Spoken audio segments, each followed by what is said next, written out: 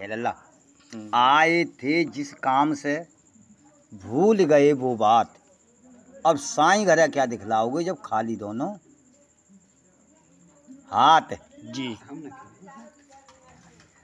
कहनी पड़ेगी जब खाली दोनों हाथ होंगे, क्योंकि जिस काम से ये मनुष्य शरीर धारण किया है और जिस काम से हम इस संसार में आए हैं, उस बात को भूल कर तो खाली हैं दोनों हाथ। जैसे कि बताया है, ये मनुष्य जीवन 3 स्तरों पर जी रहा है। यानी जो भी प्राणी शरीरधारी मनुष्य हैं वो 3 स्तरों पे हैं, शरीर के स्तर पर, मन के स्तर पर और आत्मा के स्तर पर।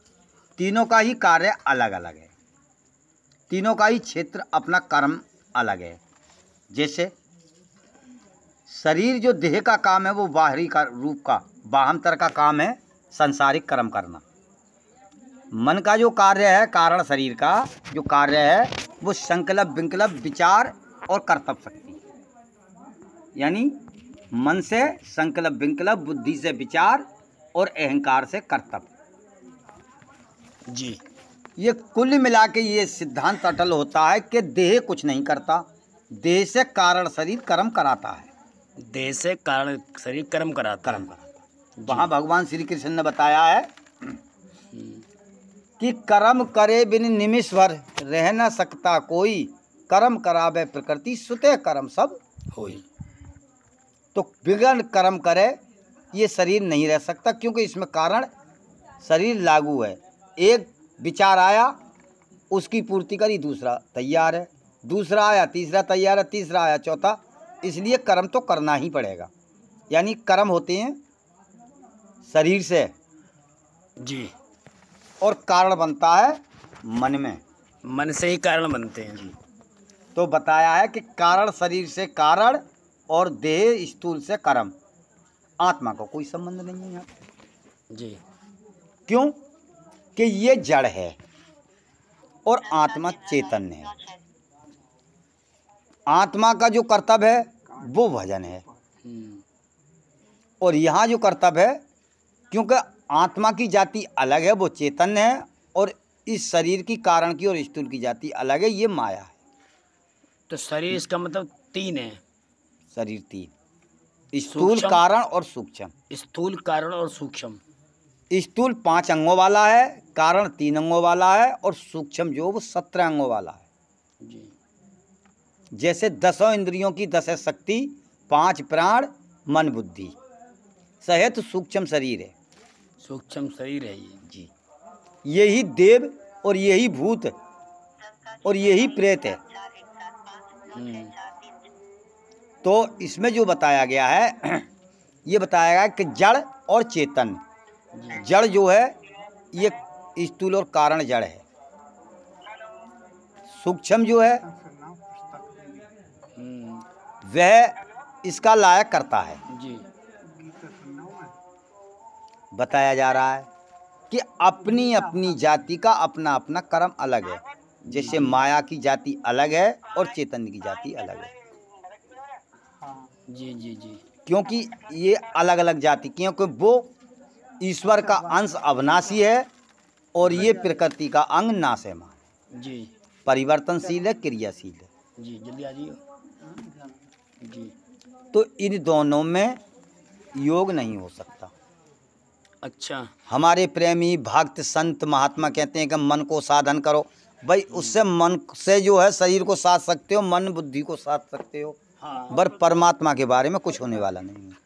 कुछ होने वाला नहीं है। जी, जी क्योंकि माया से प्रकृति से परमात्मा की प्राप्ति हो ही नहीं सकती। नहीं हो सकती है। जी, परमात्मा की प्राप्ति होती है ज्ञान से। ज्ञान से। इस संसार में ऐसी वस्तु कोई नहीं है निर्मल करने की जैसी वस्तु ज्ञान है, और जिसका नाम है तत्व ज्ञान। ज्ञान कई प्रकार के होते हैं, जैसे तत्व ज्ञान बहुत बड़ी चीज है। विचित्र सबसे ज़्यादा सब ज्ञानों को, सब यज्ञों को निर्मल करने वाला तत्व ज्ञान है। तत्व ज्ञान। अब उसका कार्य अलग है, क्योंकि उसका जो है कार्य वो भजन है। जी अब यहाँ अपनी अपनी जाति, जैसे कि बताया कि सूर्य से सूर्य की किरणें भिन्न नहीं होती। सत्य बात है। ऐसे ही माया से माया का कर्म भिन्न नहीं है। भिन्न नहीं होता।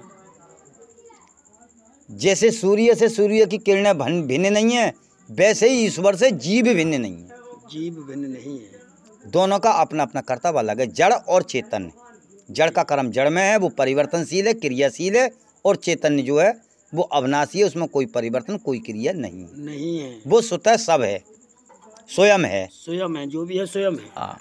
अब रही बात ये कि जैसे जो जिस जाति का है वो उस जाति में आकर कर सकता है, यानी तनाव खिंचाव। अच्छा महाराज, सुनने वाले जो दर्शक हैं ये सोचेंगे एक मनुष्य की जाति, तो ये उस मनुष्य की जाति की थोड़ी बात चल रही है। बिल्कुल मनुष्य जाति पे ही बोल रहा है, मनुष्य पे ही बोल रहा है। जी जी हाँ, वही तो खुल के बोलो उस पे। जैसे आसकर, जी जैसे कि आकाश तत्व में दो इंद्रियां तैयार हैं, जी जी वाक्येंद्री और श्रवणेंद्री। जी। वाक्य अगर बोलती है तो कान सुन सकते हैं, आँख नहीं सुनेगी। सत्य बात है। त्वचा नहीं सुनेगी, घृणा नहीं सुनेगी, रसना नहीं सुनेगी, केवल कान ही सुनेगी। सत्य बात है। क्यों कि ये दोनों एक जाति के हैं, एक जाति के, एक दूसरे को तानता खींचता अपनी तरफ को। जैसे चिम्मक लोहे को खींच लेगी, अगर लोहे के पास चिम्मक की खींच करी जाए तब वो लोहे को खींचेगी, और चिम्मक के पास लोहा किया जाए तब भी चिम्मक ही खींचेगी। लोहे को हाँ, खींचना चिम्मक को ही है। खींचना चिम्मक को ही है। तो ये माया अपने तरफ को स्वतः आप में खींचती है। अपने आप में माया, जैसे माया को एक चुंबक मान लीजिए जी। तो ये अपनी जाति को, अपनी बिरादर को, अपनी कौम को आप में खींचती है। इसलिए इससे उस परमात्मा का योग नहीं होता है। जैसे बताया जा रहा है यहाँ पे साफ कि जैसे कि वायु तत्व से ज्ञान इंद्री त्वचा और कर्म इंद्री हाथ हैं। जी। अगर त्वचा के लिए धूप या सर्दी लगे जी तो उसकी हाथ रक्षा करेंगे, क्योंकि वो अपनी एक जाति की हैं, वायु तत्व की हैं। जी।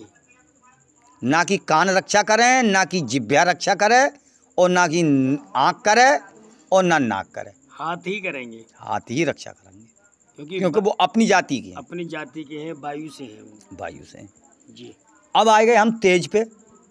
तेज जो है इसमें दो इंद्रियां हैं, जैसे चक्षु और पश्च। पश्च माने पैर। पैर जी। आँख देखेगी तो पैर चल के जाएंगे जी, क्योंकि ये एक जाति के हैं। ना कि कान देख सकते, ना ही नाक देख सकती, ना रसना देख सकती, ना त्वचा देख सकती। आँख देखेगी तभी पैर चलेंगे। जी जी जी। क्योंकि ये अपनी जाति के हैं, एक दूसरे में इसमें आस्करण सा हो रहा है, यानी एक दूसरे को तनाव खिंचाव होता है। अब आ जाते हैं हम जल पे। जल पे रस और उपस्थ। रस और उपस्थ जी। तो वहाँ रस को ग्रहण करती है और उपस्थ त्याग करता है। ये दोनों एक जाति के हैं जी। ये ही अपनी अपनी सरफ को खींच सकते हैं, अन्यथा नहीं। जैसे नाक और गुदा, नाक से गंध को ग्रहण किया जा रहा है और गुदा से गंध को त्याग किया जा रहा है। ये भी अपनी एक जाति के हैं। नाक जो है वो बता रही है कि इसमें खुशबू आ रही है, बदबू आ रही है। हाँ।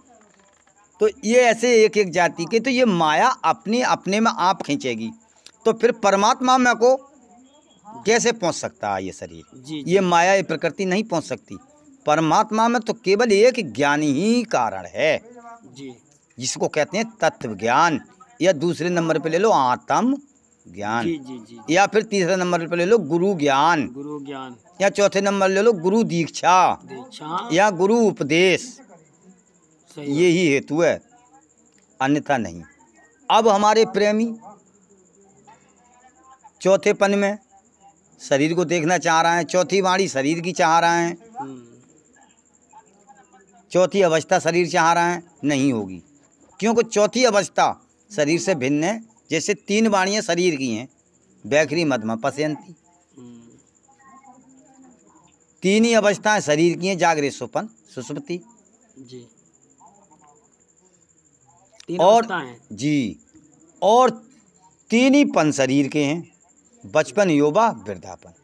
तो चौथा पन, चौथी अवस्था और चौथी वाणी से ही ज्ञान हो सकता है, उस ईश्वर की प्राप्ति हो सकती है। अन्यथा और शरीर में कोई वस्तु ऐसी नहीं है जो ईश्वर को प्राप्त कर सके।